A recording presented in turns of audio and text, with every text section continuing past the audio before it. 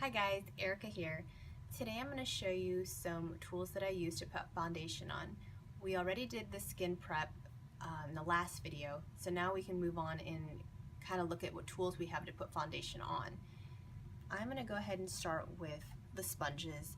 I really believe that you should have one of these in your makeup bag. This one is the Real Techniques, and this is $5. And this has nice because it has a little point at the end, which is great for concealing and getting in those crevices and just little nooks and crannies. And this side is flat, which is great for picking up product and dispersing it and stippling it into the skin.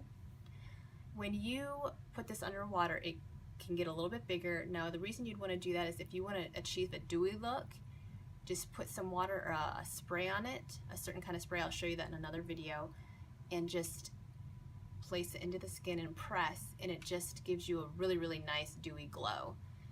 This other one is the Beauty Blender. This is very, very popular. I'm sure you've heard of it. The original is pink. I have the Pro Black one. I love the way that this feels. It's a little bit different than this one. This is still squishy, but it's not quite as squishy as this one. I feel like I get a better, better application with this one. It just applies a little bit better than the orange one. And this one retails for around $20, I believe. But I really do think that you need one of these type of sponges. If you want to splurge on this, you know, it's worth the $20, I promise you. And this is $5 if you just want to try it out and see if you can, you know, use it if you like it. And you're going to have to throw them away at some point. You can clean them with soap.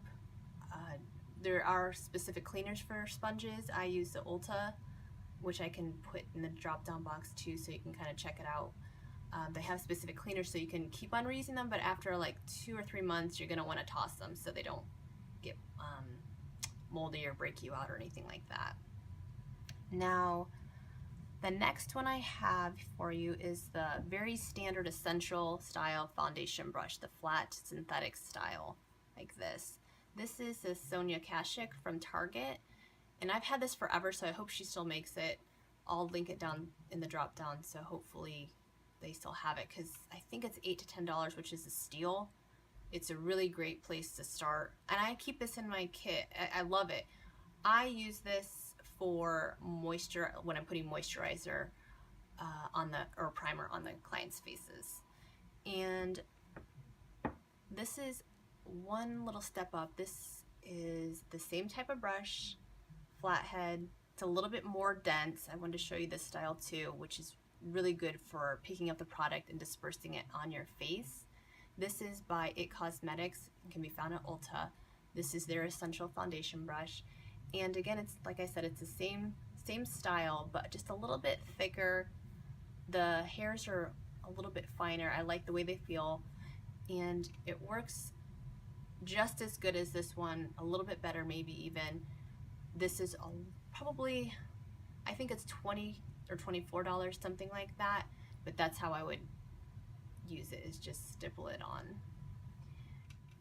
So those two were the very, you know, essential style flat-headed domed foundation brush, which you can get just about anywhere. Even there's so many different brands that you find out there. These ones are just the ones that I use, and I've used different ones in the past that I like just as much, but these are just the ones that I have now, and I like them a lot. And the last style of brush I'm going to show you today is this style. This is the flat kabuki style buffing brush, and this one is by e.l.f., and that's at Target. This one's so soft. There's so many bristles. It's so nice, and you can apply the foundation in a couple different ways with this, but I always put it on top of the brush or on my hand and dab it and put it on my face. Some people stick the foundation on and then, I mean, it's up to you however you want to do it, but you put the foundation on your face and then kind of just buff it into your skin, just in little circular motions, and buff it. And it would appear that that would hurt, but these are so fine. The hair is so soft that it doesn't hurt. It's almost just, I mean, it actually is almost like a massage. It feels so nice. And so that is $3 or $6, which is very, very affordable. So if you're not sure if you're gonna like this, I mean, pick one of these up. It's so cheap. You can't, I mean, you really can't go wrong with it unless you really don't like that style of putting it on the foundation that way.